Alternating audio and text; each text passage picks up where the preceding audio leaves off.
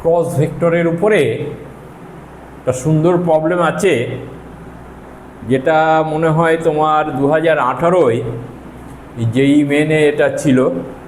তাছাড়া তোমার বোর্ড এক্সামে এই ধরনের প্রবলেম থাকতে পারে, খুবই ইম্পর্টেন্ট প্রবলেম। হ্যাঁ, এই সব প্রবলেম থেকে তোমরা আরও অনেক কিছু শিখতে পারবে, বুঝলে? কি আছে এখানে, let a equal to i plus 2j plus 4k, b equal to i plus lambda j plus 4k, and c equal to 2i plus 4j plus lambda square minus 1k be coplanar. এবারে কোনো vector, তিনটে vector যদি কোপ্লানার হয় তাহলে তাদের value হবে, ডিটারমিনেন্টের value হবে 0, বুঝলে? এইবারে কি বলছে, then the non zero vector A cross C, চারটে অপশান দিয়েছে, তার মধ্যে কোনটা হবে? এবার নন জিরোটা বললো কেন? যদি এ ক্রস সি তোমার প্যারালাল হয়, প্যারালাল কখন হবে? যখন ওই ভেক্টরের তোমার কোএফিসিয়েন্টগুলো একই হয় কিংবা তাদের রেশিও একই হয়, তাহলে তারা প্যারালাল হবে। এবারে প্যারালাল হতেই পারে, এবারে প্যারালালের সঙ্গে আরও যদি কিছু থাকে সে হতে পারে।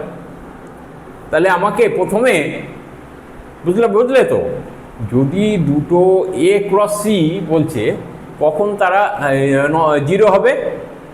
যখন তারা প্যারালাল হবে তখন জিরো হবে। আর নন জিরো কখন হবে? যখন প্যারালাল হবে না তখন নন জিরো হবে। এটা মাথায় রাখতে হবে, প্যারালাল ব্যাপারটা মাথায় রাখতে হবে। এখানে তাহলে লেখো সলিউশন, হ্যাঁ, অ্যাজ এ বি সি আর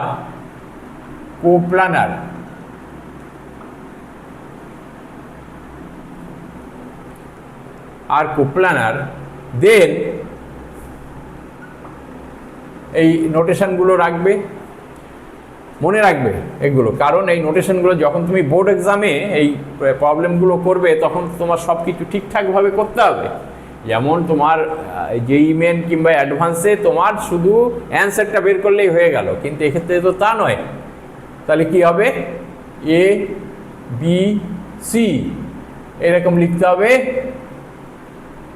হ্যাঁ, ইকুয়াল টু 0, মানে যখন কোপ্লানার হবে তিনটে ভেক্টর।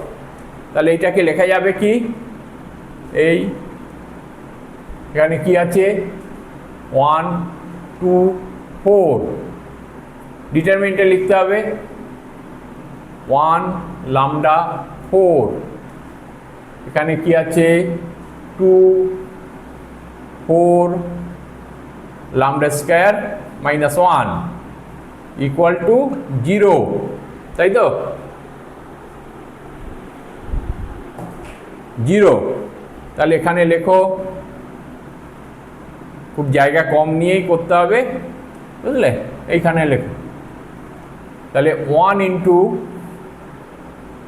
না সেকেন্ড ব্র্যাকেট দাও, lambda into lambda square minus 1 minus 16 এ হয়ে গেল, মাইনাস 2 ইন্টু সেকেন্ড ব্র্যাকেট দাও, এইটা বাদ এইটা বাদ, তাই তো? এইটা বাদ এটা বাদ, মানে lambda square minus 1 minus 8, 4 into 2, তাই তো? প্লাস 4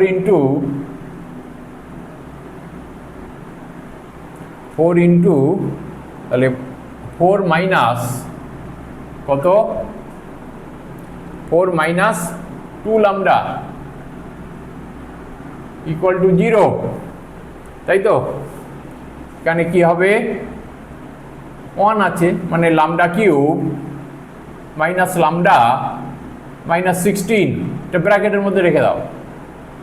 এখানে একই রকম মাইনাস 2টা ভিতরে ঢুকিয়ে নাও, 2 হচ্ছে 2 ল্যামডা স্কয়ার মাইনাস 2 মাইনাস হচ্ছে 16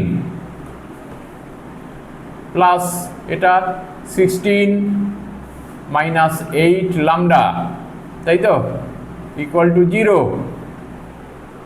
এবার ব্র্যাকেটগুলো তুলে দাও, তাহলে কি হচ্ছে lambda cube minus lambda minus 16 minus 2 lambda square minus plus 2 plus 16 plus 16 minus 8 lambda equal two 0। এবারে এই 16 যতটা ছোট করা যায় এই 16 হয়ে গেল, তাহলে এখানে কি হচ্ছে lambda cube minus minus lambda minus 8 lambda মানে 9 ল্যামডা। এখানে তারপরে কি হচ্ছে 2 lambda square minus 2 lambda square নাকি 2 lambda square plus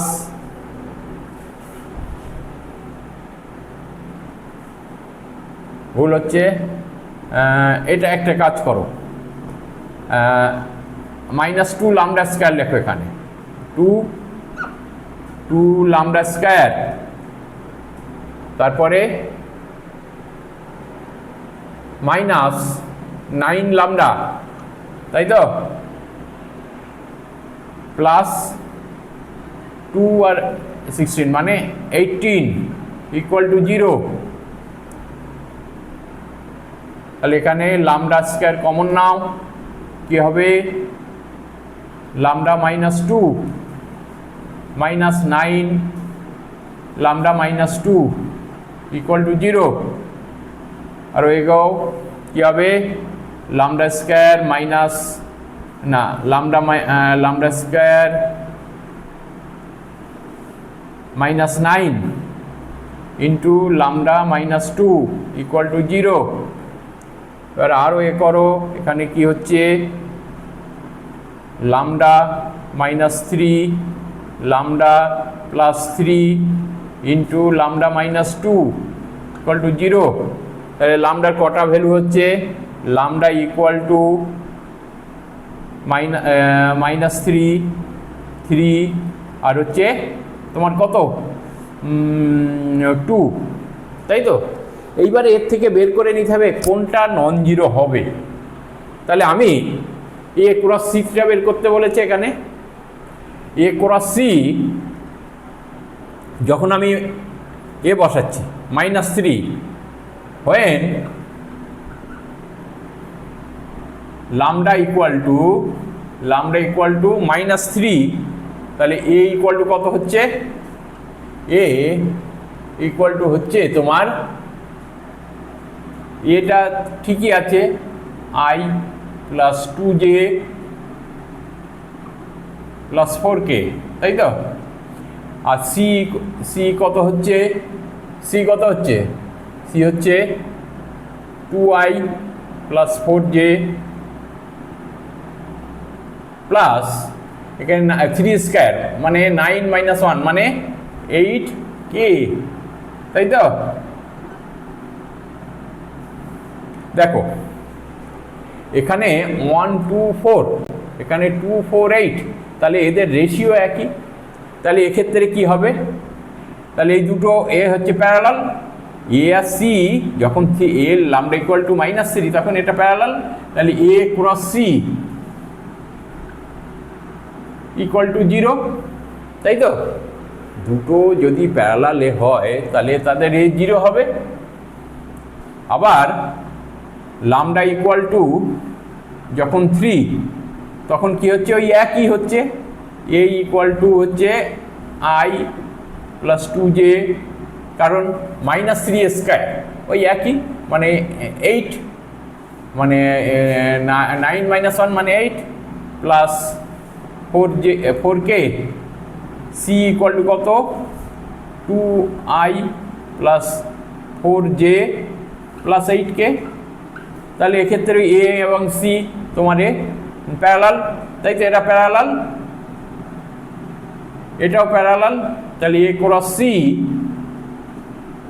equal to 0, তাহলে পড়ে থাকলো কি 2, তাই তো? এইবারে 2টা নিশ্চয়ই হবে না, 2 যদি আমি বসাই তাহলে c ইকুয়াল টু কত হচ্ছে, when lambda ইকুয়াল টু 2 হয় যদি, তাহলে কত হচ্ছে c ইকুয়াল টু কত 2i প্লাস 4j আর 2 স্কয়ার মানে 2 স্কয়ার মাইনাস 1 মানে 4 মাইনাস 1 মানে 3, না এটা j 4j প্লাস 3k, তাই তো? তাহলে এটা a আর c, দেখো a আর c এর সঙ্গে মেলানো যদি হয় তাহলে এটা প্যারালাল নয়, আমাকে ওইটাই বের করতে হবে। ল্যামডা ইকুয়াল টু 2 হলে ওরা প্যারালাল হবে না, সেইটাই বের করতে হবে, বুঝলে? প্যারালাল হলে তোমার 0 হবে, এটা বের করে নিলাম। তাহলে এইবারে তোমার নন জিরোটা কি হবে, a cross c equal two লেখো i j k, তাই তো? এবারে কত হবে 1 2 4, আর এখানে কত হবে 2 4 3, তাই তো? ইকুয়াল টু কত হবে i into 6 minus 16 minus j into